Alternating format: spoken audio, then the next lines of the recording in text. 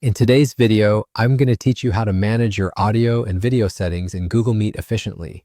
Whether you're preparing for an important business meeting or just catching up with friends, sometimes you may want to join a call without immediately being seen or heard. Maybe you're not ready to be on camera yet, or your environment is a bit noisy. Whatever your reason, knowing how to quickly and easily control these settings can make a big difference. Let's start with our first step. Go ahead and open your web browser and navigate to your Google Meet link.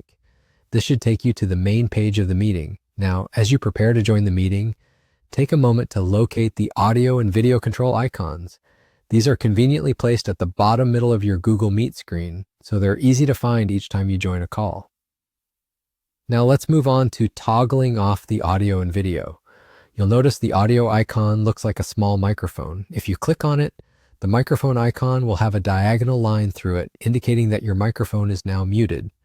This means others in the meeting won't be able to hear any sounds from your end.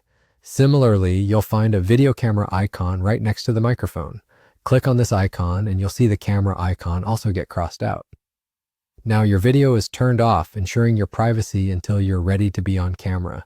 Having your audio and video off is particularly useful when you are just entering a meeting and want to ensure you're settled before speaking up or turning your video on. At this point, you're officially set to join the meeting without worrying about unintended noise or being seen immediately.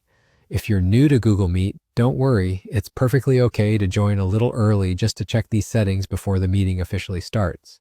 And there you have it. With these simple steps, you can now join Google Meet with your audio and video toggled off, giving you full control over how and when you're ready to present yourself.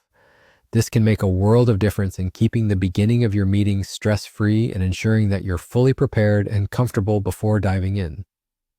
Thank you for watching today's guide on controlling your Google Meet settings.